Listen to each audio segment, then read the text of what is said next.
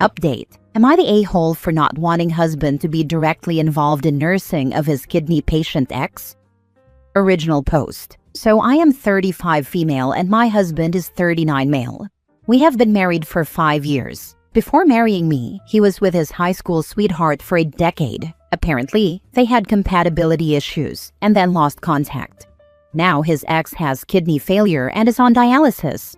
She has come to our city for treatment and, according to my husband, she contacted him through a mutual friend. Now my husband wants to help her. Very politely, I asked my husband, doesn't she have her own people to help and nurse her? Why contact him all of a sudden after years? My husband was pissed and said, how can you be so petty and immature regarding a patient? He told me he expected better from me. Then I said, if the situation is so dire, then let's get her a place in our flat in another locality. And if he is so adamant, then we can finance her nursing facility. What is the need to get personally involved like a nurse? I told him I don't want to be personally involved in nursing his ex or in her medical recovery process, nor do I want to go see her in the hospital with him. My husband said he is disappointed in me for showing jealousy over a long-ended relationship, and that I cannot show maturity even toward a patient. So, am I the a-hole? Now for the top comments before reading the updates. Not the a-hole. This is not jealousy. It sounds like he wants to be the hero and take her in, but do none of the actual work. Also, it's inappropriate. This is his ex, and they don't even know each other anymore. I would die on this hill. If he brings her to your home against your will, you should leave to stay with family or friends. I bet he gets a nurse or gets her out real quick when he has to do the caretaking. And the fact he just decided this, expecting OP to take on this kind of work, is crazy of him. Stand your ground. OP, you're going to be fine if you do. Exactly. He said this with a poker face, that he would want me to nurse her. Like what? I don't know if I recognize my husband anymore. I dated this man for 4 years, have been married for 5, have 2 little 3-year-olds, and he's angry with me for not wanting to see his ex in the hospital or nurse her. Caring is one thing, and caretaking quite another. Once he starts to help, it is quite possible that her needs will increase. It is also important to consider that her condition may be long-lasting. Not the a-hole. I feel the ex is trying to find a kidney donor. Not really. She has a donor. And if she wished, she could have got some other shelter, but I don't know why she had to come in my life. She may want him back and vice versa. You'd be the third wheel in your own home and marriage. Now for the first update. I tried to have another conversation with my husband, and my parents are soon visiting my house, but I don't think we've made any progress. I talked pretty politely, saying that it is very unfair to me and my boys. I have 2 3-year-old twins, that he is willing to be an emotional support tool to an ex, and is so hell-bent on being at her side. Caring about acquaintance is a different thing, but offering things like being an emotional support tool or caretaker should be exclusive to one's spouse.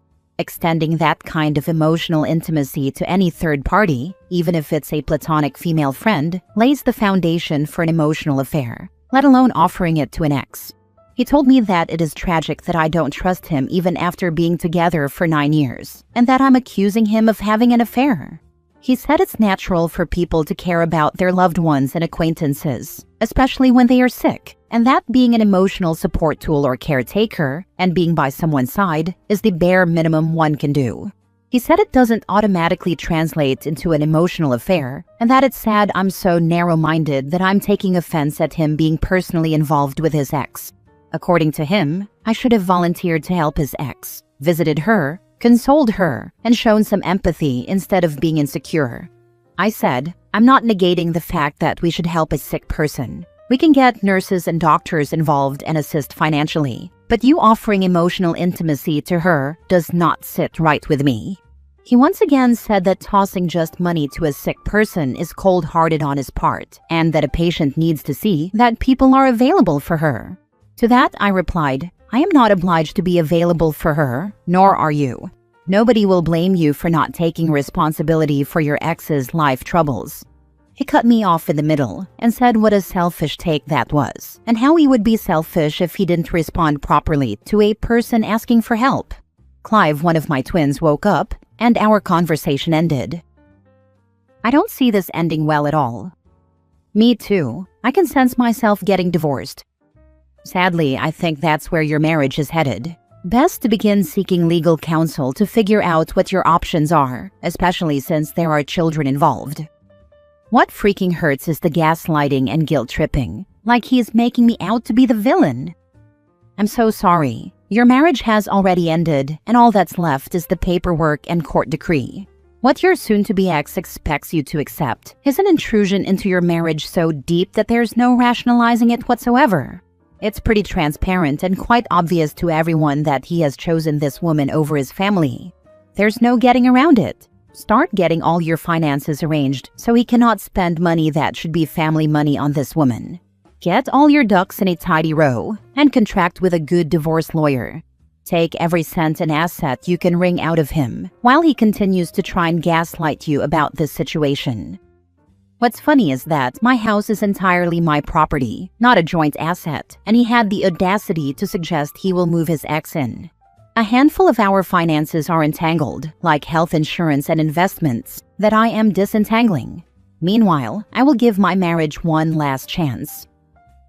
Second update. It has been 1 week since I first made that post here, and it feels as if centuries have passed in mere 7 days. A lot has happened, and I feel a kind of numbness and dullness. So, as most of you expected, my husband and I are getting divorced. His ex, who has kidney failure and is on dialysis, did not reach out only because she needed help. She reached out because she wanted him back. Her illness is real, but her intentions were not. She eventually admitted that to me directly. And she was quite blatant in this regard. Maybe her illness has made her irritable and scornful, but that's how it was. Right now I feel strangely calm. It's not unexpected, but I'm still unable to process how a man can leave a decade-long relationship with 2 kids like this, with zero visible regret. My parents are with me, helping me stay steady for my twin boys, who just turned 3. They are too young to understand what is happening, but they keep me grounded. After everything came to light, my husband admitted that she was the one who ended their relationship years ago because she thought he lacked drive and stability. He never really got over her. Seeing her again, fragile, vulnerable, and remorseful, reopened old feelings he had never dealt with. And in my mind, I was like, jerk, you could have admitted it from day one instead of gaslighting me. But I guess I was just speechless there. I actually met her by coincidence 3 days ago. My husband had been visiting the hospital frequently, and one afternoon he forgot his insurance file, which also contained some of our joint investment papers. Since I was disentangling things from him in the background while waiting for my parents to come and giving my marriage one last chance, I went to collect it from the administrative office at the dialysis unit. The dialysis unit was tucked in a quieter wing, separated from the main outpatient block. Outside the renal chamber, there was a waiting area. I was standing there waiting for the administrative officer to bring out the insurance file when she appeared with a nurse. She recognized me right away, and before I could even introduce myself, she told the nurse to give us some room. The nurse was hesitant to leave an immunocompromised patient, but she insisted on a couple of minutes of privacy. Then she asked me, "You're his wife, right?" I swear to God, I had never met this woman once before, so I don't know how she recognized me at a glance.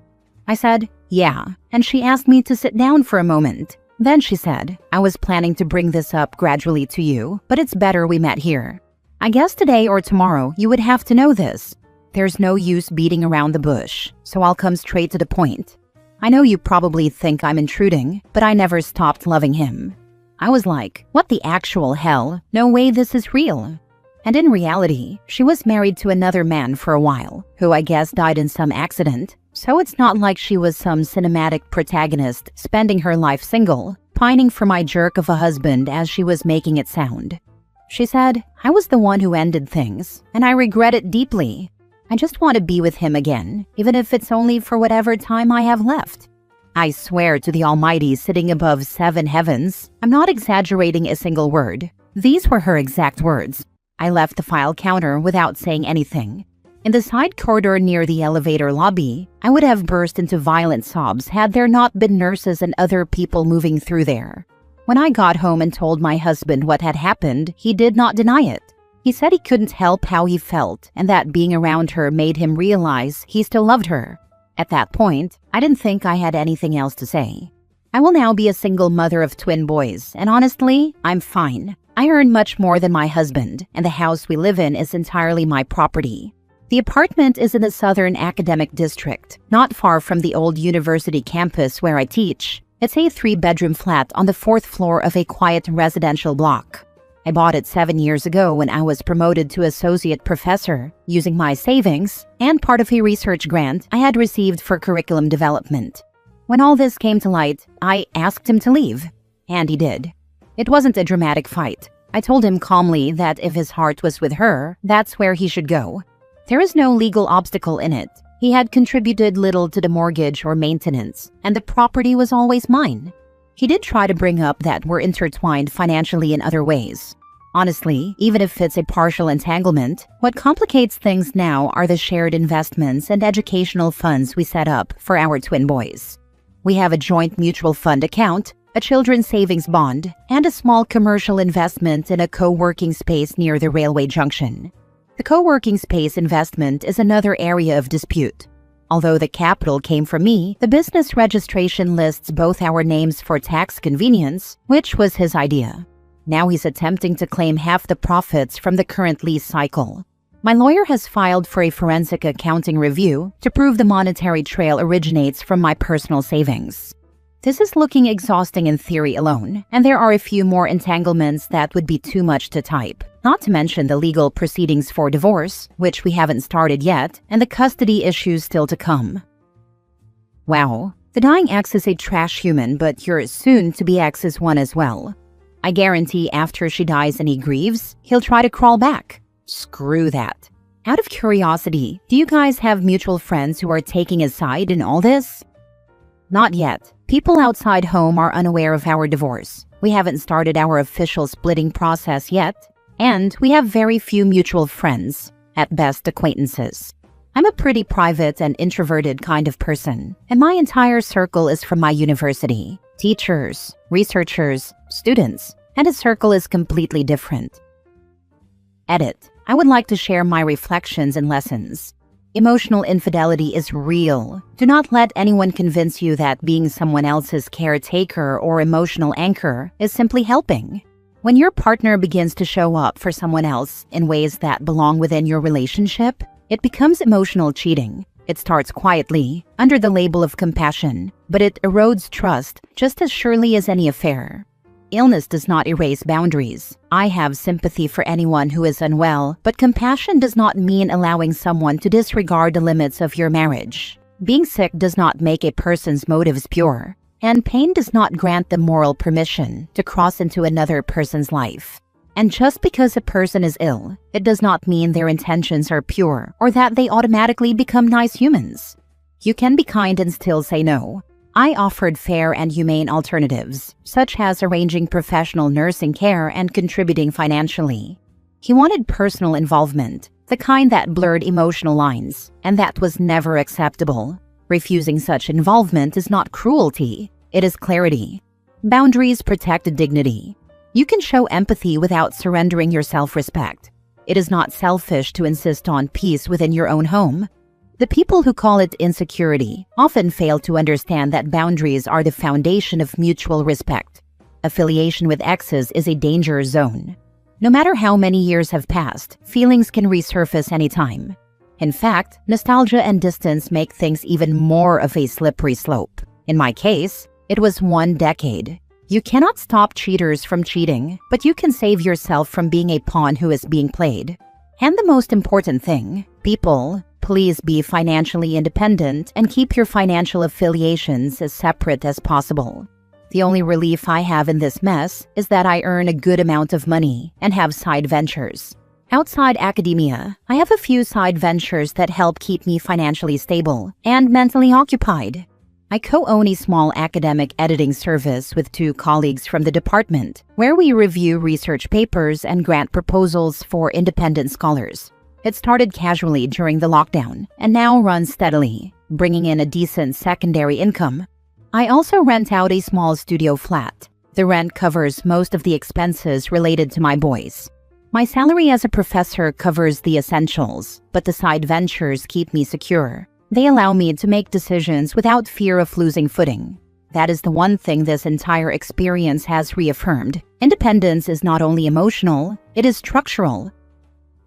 I'm not sure what the laws are where you reside, but does he have a claim to half of your earnings since you make more than him?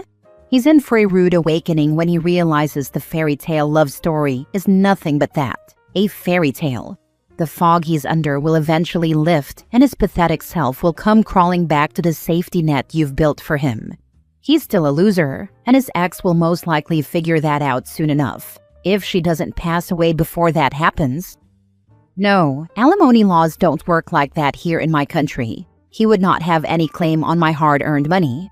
It's just the investments we've done together or the financial fronts where we are entangled. That's a mess that will take time to sort properly. I will be putting up an update when I'm done handling these things.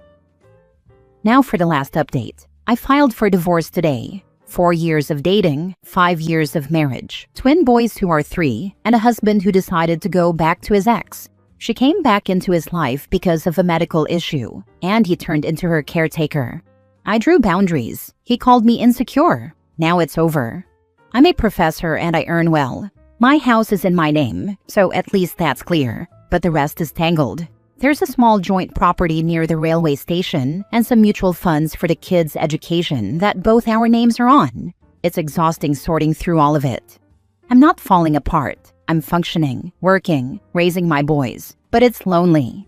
I've never been the kind of person who keeps a big circle of friends, and right now, that silence feels heavier than usual. My parents are here, but they're with the kids right now, and how much can I burden them with my emotional turmoil? I just wanted to vent it somewhere. Last story. Am I the a-hole for not wanting to make dinner according to my husband's work schedule? I am a stay-at-home mom of 4. My husband pays for everything, and honestly, he's kick-ass in all aspects. 0 complaints at all, so this post will be short. Up until last month, my husband worked overnights. He would leave at 2 p.m., get home at 2 to 4 a.m., heat up the food I prepared for him, sleep, rinse, wash, repeat. Well, he switched to days, so now he leaves home at 6 a.m. and is supposed to get home at 5 p.m. But 90% of the time, he doesn't return until 6-7 p.m. It's job-based, basically. I have habitually started to cook dinner at 4 p.m. every single night for the past 8 years. If it's a quick meal, I start later. I have dinner on the table no later than 5 p.m. This gives our children enough time for their bellies to settle, schoolwork to be done, showers to be had, etc., before their bedtime at 7 p.m. for the young ones, and 8 to 9 p.m. for the older two. With my husband's new schedule, he has asked that I start preparing and making dinner at 5 p.m. and have it on the table when he gets home so he can enjoy a fresh dinner, not heat it up. He has asked that I watch his location and see when he arrives back at the shop. And that should determine when I start making dinner, because it takes him an hour to get home from the shop. Am I the a-hole for not wanting to disrupt our kids' schedules to accommodate this? As stated, sometimes he doesn't even get home until 8 p.m. He said, obviously on those days, disregard. Just check my location. And if I'm not back at the shop by 5 p.m., just cook dinner and feed the kids. But that would mean the 2 younger kids only have an hour for their stomachs to settle. I was a pediatric nutritionist prior to this, so I know this isn't a healthy pattern, and it bothers me a great deal. Am I the a-hole for not wanting to switch everything for his schedule change? I have offered to cook him separate food when I see him leaving work, but he wasn't okay with that. He says I do too much as it is, and doesn't want to add to it by creating another task for me. As stated, he's a great man. Edit. Okay, found one flaw in my husband. He does not eat with the family. Not once in 12 years has he ever eaten dinner with us. He eats in silence. Silence from kids' questions and conversations, and relaxes. So he eats in his office and comes out after dinner to hang out. I don't mind. The kids don't mind. They aren't big talkers during dinner either. But this is not a way for him to eat dinner with the family. He literally just wants fresh food. Not the a-hole. You and the kids have a schedule that works. 6 p.m. or later supper really leaves things in a crunch for bedtime routine and wake up for school the next day. Plus, he isn't even willing to text you a heads up. He expects you to repeatedly check his location while also managing 4 kids' after-school routine? Just no. I might compromise and have supper ready for 5:30 or 6 as a static thing, but this will involve rearranging your afternoon and evening routines. But playing check where my husband is every single afternoon? No way. I'm sure, as someone else who had 4 kids at home some years ago, you have more and better things to do with your late afternoon time. Particularly since he doesn't even want to eat with the family. So he wants them to wait to eat, then grab his dinner and say bye and go to his office? Just no way.